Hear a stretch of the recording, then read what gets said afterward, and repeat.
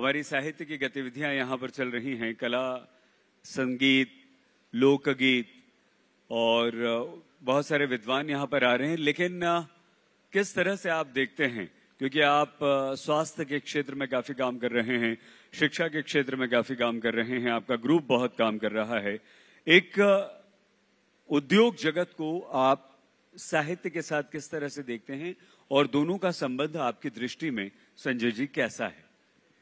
देखिए, मैं सबसे पहले तो आप सबों को, आज तक परिवार को धन्यवाद देना चाहता हूं कि आपने पहली बार कलकत्ता में इस आयोजन को, अभी तक आप दिल्ली कर रहे हैं और बाहर कर रहे हैं और कलकत्ते में आपने प्रथम बार आयोजन किया है, तो आपको बहुत बहुत शुभकामनाएं। और जिस तरह से प्रोग्राम में देख रहा हूं, सभी कलकत्ते के महान जितने लोग हैं, अलग अलग क्षेत्रों से सब यहाँ आए हैं और आप लोगों ने मुझे आमंत्रित किया, उसके लिए बहुत बहुत धन्यवाद।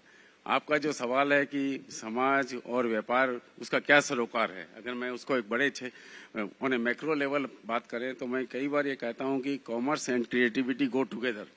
सबसे बड़ी चीज है कि you can not remain insulated and isolated. आप एक अपने आइवरी टावर में रहकर अलग ही अपनी दुनिया में रहें, वो नहीं है। व्यापार को समाज के साथ जुड़ा होना चाहिए, आप शिक्षा हो, संस्कृति हो या साहित्य हो और स्वास्थ्य।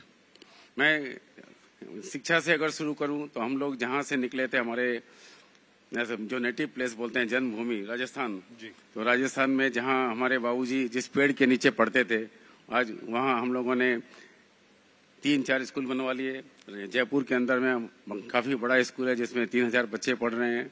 आज हमारे कलकत्ता में CBSE अप्रूव्ड स्कूल चल रहा है, स्वर्णिम इंटरनेशनल के नाम से। स्वास्थ्य के क्षेत्र में बहुत फिजिकल एंड मेंटल, हमारी कर्म भूमि, हमने असम तिनसुकिया का नाम अगर सुना होगा तो तिनसुकिया से शुरुआत की थी। तो तिनसुकिया में जहां हमने अपना कार्य क्षेत्र शुरू किया था, आज वो वहां का मैं कहूं तो उसका ओनली हॉस्पिटल है। तो उसको जो है हमने कहा कि आपको कैसे पे बैक जो बोलते हैं कि समाज को आप क्या रिटर्न करते हैं और करना चाहिए, तो आज वो अपना हॉस्पिटल, अगर किसी को भी कलकत्ता आना हो या वेलोर जाना हो, उसके पहले आपको जो फर्स्ट एड होती है आज तिनसुकिया में, वो अपने आप में एक हॉस्पिटल है। वो तो फिजिकल इंफ्रास्ट्रक्चर के साथ आधुनिक, प्लस मैं मेंटल हेल्थ की भी बात करना चाहता हूं कि जो एक सब्जेक्ट हमारे दिल के बहुत करीब है। मेंटल हेल्थ या मानसिक स्वास्थ्य एक ऐसा सब्जेक्ट है जिसे अभी तक हम लोग एक टैबू समझते हैं, सोशल स्टिग्मा समझते हैं और उसके बारे में बात नहीं करना चाहते हैं। जैसे अगर आपको फिजिकल बुखार होती है, सिर दर्द होता है, तो आप डॉक्टर के पास जाते हैं, आप बात करते हैं, पर अगर मेंटल कोई इशू होता है तो उसको आप सोचते हैं कि अंडर द कारपेट, मतलब उसके बारे में न बोला जाए, न लोगों को पता चला जाए। मैं आपको देखिए प्रैक्टिकल पर्सनल कुछ बातें कहना चाहता हूँ। मेरे 2 डॉटर्स हैं और मेरी छोटी डॉटर जो है वो mental health, she has some challenges, उसको ADHD और लर्निंग डिसेबिलिटी है।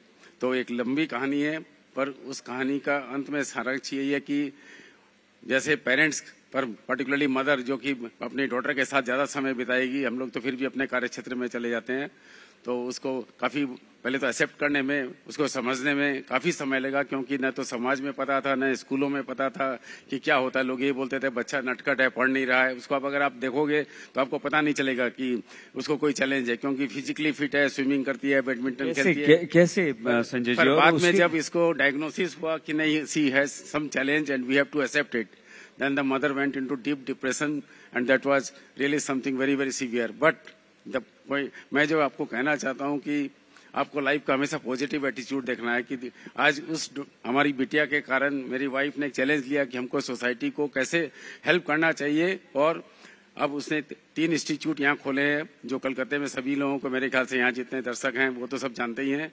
एक का नाम है केयरिंग माइंड्स, जो मेंटल हेल्थ के ऊपर में काउंसलिंग के क्षेत्र में बहुत बड़ा काम कर रही है। कलकत्ते में आप कोई भी एजुकेशनल इंस्टीट्यूट जाइए, कहीं भी पुलिस फोर्स में जाइए, वो काउंसलिंग के क्षेत्र में सारे मतलब लोगों की काउंसलिंग होती है। और एक है आई कैन फ्लाई, जहां पर स्पेशली एबल्ड जो इंडिविजुअल्स हैं उनको लेकर बड़ा काम हो रहा है। और तीसरा इनिशिएटिव है कैफे आई कैन फ्लाई, जहां स्पेशली एबल्ड बच्चे भी उसके साथ ही अटैच्ड हैं। आज उनको जब मंथली वो पेमेंट मिलता है तो क्या उनको खुशी होती है, क्या एम्पावरमेंट होता है। तो मानसिक स्वास्थ्य की मैं आज ये आपके आज तक के माध्यम से ये कहना चाहूंगा कि इस क्षेत्र में हम लोगों को आगे बढ़ के, आज बोलते हैं कि विश्व में 8 से 9% जो जनता है सबको कुछ न कुछ चैलेंज रहती है, पर हम लोग उसके बारे में बात नहीं करना चाहते हैं कि तो लोग क्या कहेंगे। मेरी वाइफ हमेशा मीनू बुधिया जिसने इस क्षेत्र में बिड़ा उठाया है, वो यही कहती हैं कि लोकेरा की बोलवे, लोग क्या कहेंगे, व्हाट पीपल विल से, तो better don't talk about it. और उसको जो है अपने बच्चे को आदमी आप छुपा के रखते हैं कि नहीं दूसरों के सामने आएगा तो हमको शर्म आएगी, हम कैसे वो बिहेव करेगी। मैं बस आपको यही कहना चाहता हूं कि हमें इसके बारे में बात करनी है और समाज को आगे बढ़कर काम करना है। क्योंकि देखिए, भगवान न करे किसी परिवार में, समाज में, आपके मित्र के यहाँ, आपके संबंधी के यहाँ कोई न कोई चैलेंज हो ही सकती है।